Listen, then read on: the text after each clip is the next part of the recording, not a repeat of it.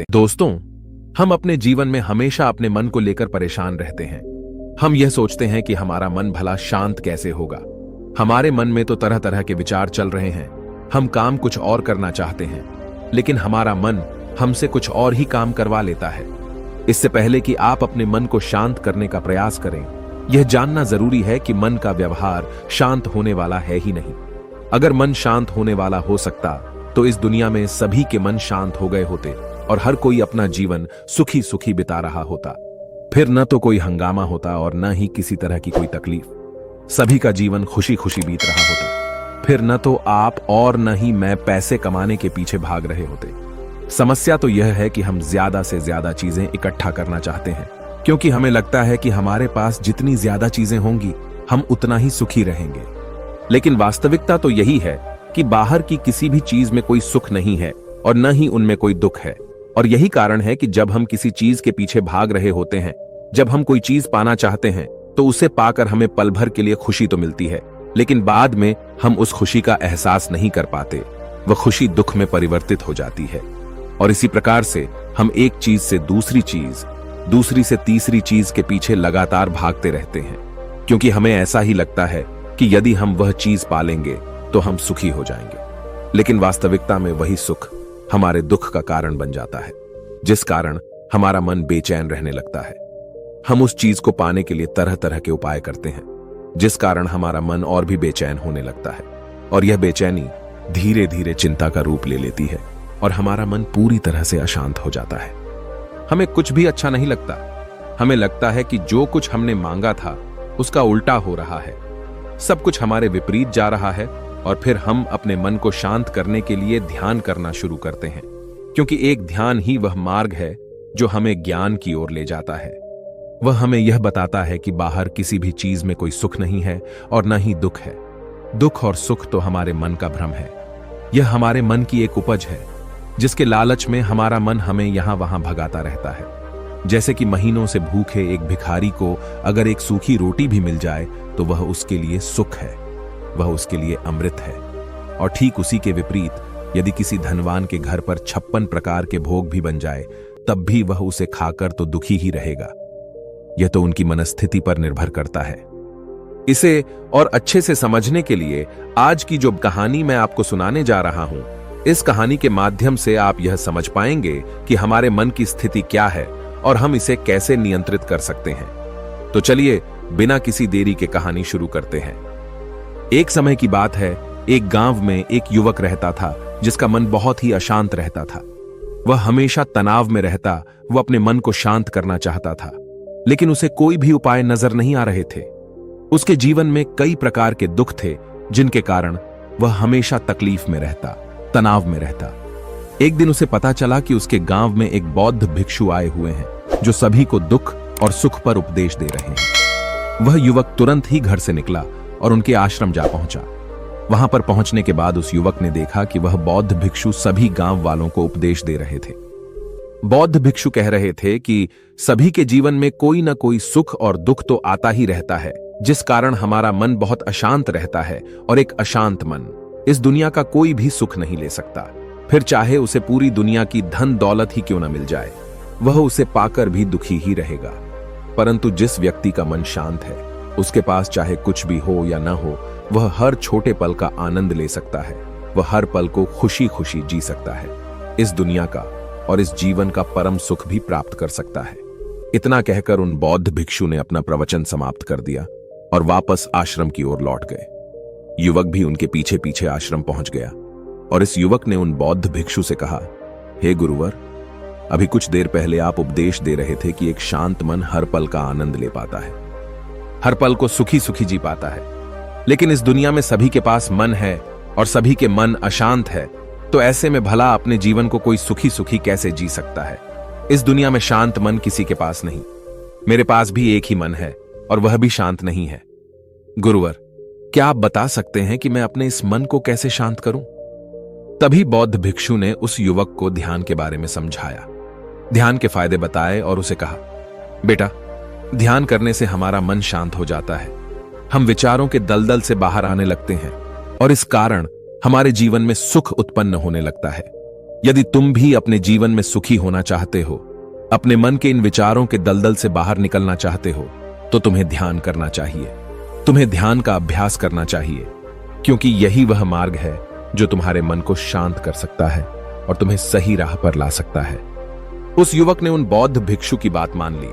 उस युवक ने उन बौद्ध भिक्षु को प्रणाम किया और वापस घर चला गया। घर पहुंचने के बाद उसने ध्यान करना शुरू किया। वह रात भर ध्यान करता रहा, लेकिन उससे उसे कोई लाभ नहीं हुआ। इस कारण वह अगली सुबह फिर से उन बौद्ध भिक्षु के पास पहुंचा और उन बौद्ध भिक्षु से कहता है, गुरुवर, आपके कहे अनुसार मैंने रात भर ध्यान किया है, लेकिन उससे मुझे कोई लाभ नहीं हुआ। मेरा मन तो अभी भी अशांत है। आप तो कह रहे थे कि ध्यान करने से हमारा मन शांत हो जाता है। तभी वह बौद्ध भिक्षु उस युवा से कहते हैं, ध्यान कोई एक बार करने की चीज नहीं है, यह तो अभ्यास है और धीरे धीरे समय के साथ मन शांत होता जाएगा।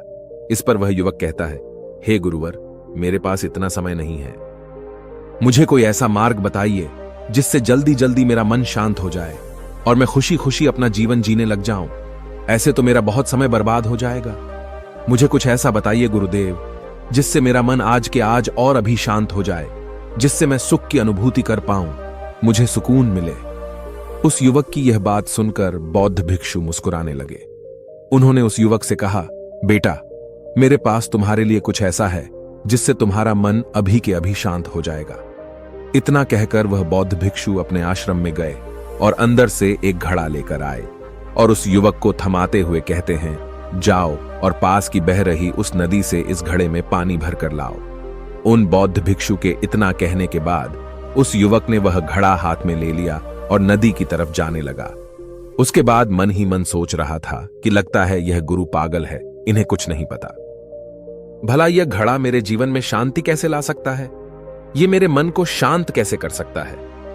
लेकिन उसके पास और कोई रास्ता नहीं था, जिस कारण उसने घड़ा लिया और पास वाली नदी के पास पहुंच गया। उसने उस नदी में से उस घड़े में पानी भरना शुरू किया, लेकिन जैसे ही उस व्यक्ति ने उस घड़े को नदी से बाहर निकाला तो उस युवक ने देखा कि उस घड़े के चारों ओर छोटे छोटे छेद हैं, जिससे पानी तेजी से बाहर की ओर निकल रहा था। उसने लगातार कई बार प्रयास किए, लेकिन काफी बार कोशिश करने के बाद भी वह उस घड़े को पूरा नहीं भर पाया और थक हार कर उन बौद्ध भिक्षु के पास वापस लौटा और क्रोधित होकर कहता है, गुरुवर, आपने यह कैसा घड़ा दिया है? इसके चारों तरफ तो छेद है। भला मैं इसमें पानी कैसे भरकर ला सकता हूं? जब भी मैं पानी भरता हूं, इस घड़े के छेदों से सारे पानी बाहर निकल जाते हैं। इस घड़े को मैं पूरा नहीं भर सकता। तभी वह बौद्ध भिक्षु उस युवक को शांत कराते हुए कहते हैं, बेटा, शांत हो जाओ। तुम्हें तुम्हारे प्रश्न का जवाब ही तो दे रहा हूं, और यदि तुम क्रोधित अवस्था में इस जवाब को सुनोगे तो इसे समझना तुम्हारे लिए मुश्किल हो जाएगा। इसलिए शांत हो जाओ और मेरी बात समझने का प्रयास करो।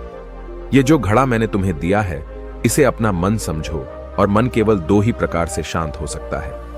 पहला यह कि तुम उसे लबालब पूरा भर दो और उसमें कुछ भी और आने जाने की जगह न बचे। क्या तुम इस घड़े को इस प्रकार भर सकते हो?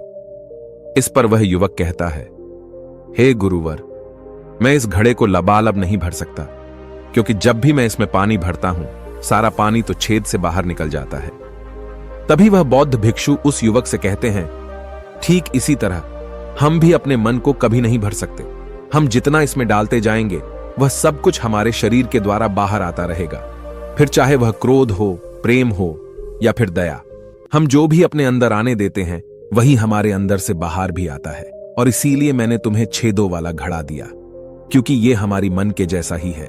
और जब हम इस मन को बस भरना चाहते हैं, तब तुम अपना समय बेकार कर रहे हो। क्या तुम्हें एक पल के लिए भी ये नहीं सोचा कि इसी प्रकार तो तुम अपने मन को भरने में भी लगे हुए हो? क्या इससे तुम्हारा समय बर्बाद नहीं हो रहा? क्या इससे तुम्हारा जीवन बर्बाद नहीं हो रहा? क्योंकि जिस भी चीज से तुम अपने मन को भरोगे, वह तो बाहर निकल ही जाएगी। उस युवक को अपनी गलती का एहसास हुआ। वह तुरंत उन बौद्ध भिक्षु के चरणों में गिर गया और उन बौद्ध भिक्षु से कहता है, गुरुवर, आपने सच कहा। मैंने कभी भी इसके बारे में नहीं सोचा कि मैं अपना जीवन अपने आप ही बर्बाद कर रहा था। ठीक है, मैं तो इस बात से अनजान था, लेकिन आज आपने मेरी आंखें खोल दी। परंतु गुरुवर, अगर यह मन को पूरी तरह भरने का पहला तरीका मन को शांत नहीं कर सकता, तो मन को शांत करने का दूसरा तरीका कौन सा है?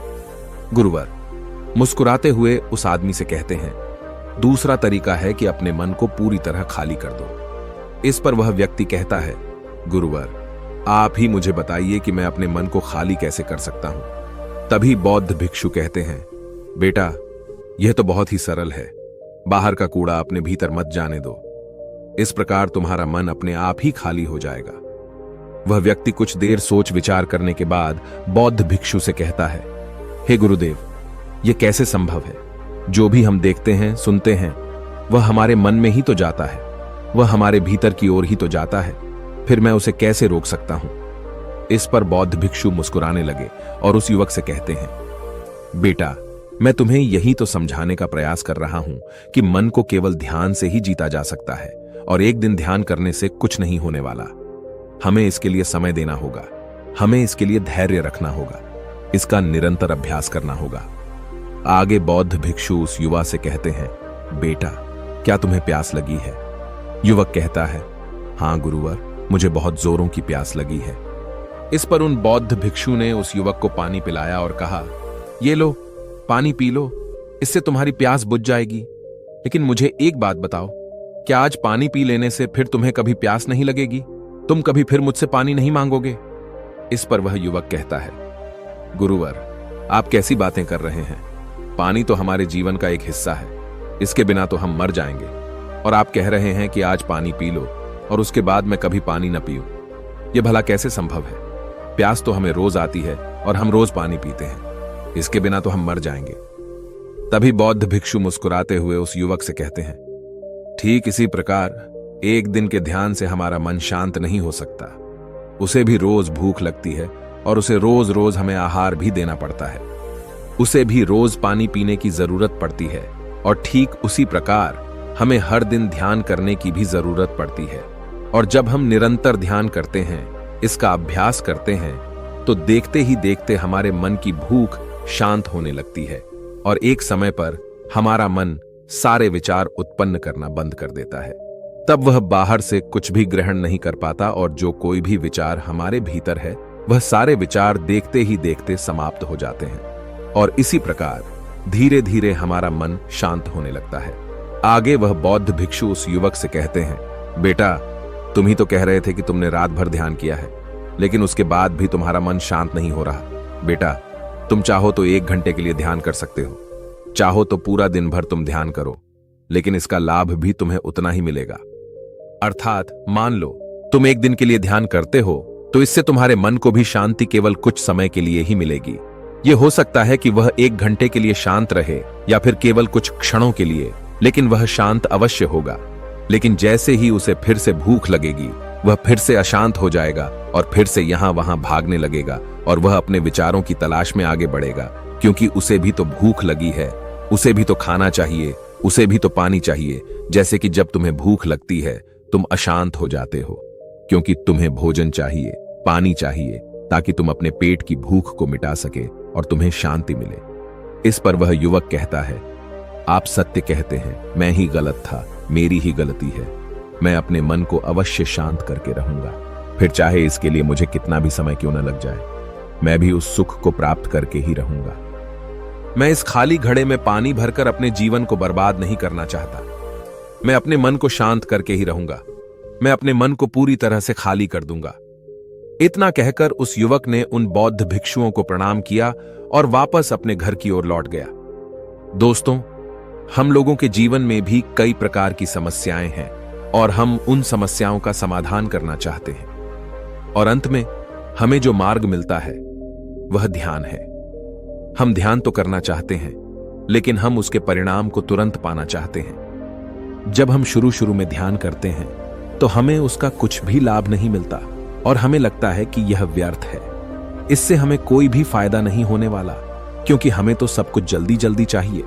लेकिन वास्तविकता तो यही है कि ध्यान सब्र और समय मांगता है और साथ ही उसे शांति भी चाहिए।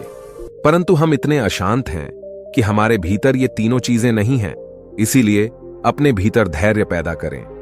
जब आपके भीतर धैर्य पैदा होगा, तभी आप सब्र, समय और शांति के महत्व को समझ पाएंगे और फिर आपका समय चाहे कैसा भी क्यों न चल रहा हो, आप हर समय खुश रहना सीख जाएंगे। अगर आपका मन अशांत है तो यह किसी और के हाथों में नहीं है कि वह आपके मन को शांत कर सके। यह तो आपके हाथों में है कि आप अपने मन को किस प्रकार और कितनी देर तक के लिए शांत कर सकते हैं। दोस्तों, आपने आज के इस वीडियो से क्या सीखा वह मुझे आप कमेंट में बता सकते हैं। इसी के साथ में उम्मीद है कि आपको आज की वीडियो पसंद आई होगी, तो इस वीडियो को उस इंसान को शेयर करें और उसी के ठीक बाद चैनल को सब्सक्राइब करें। तो चलिए फिर मिलते हैं ऐसी एक और नई वीडियो में। तब तक के लिए अपना ख्याल रखें। धन्यवाद और नमो बुद्ध।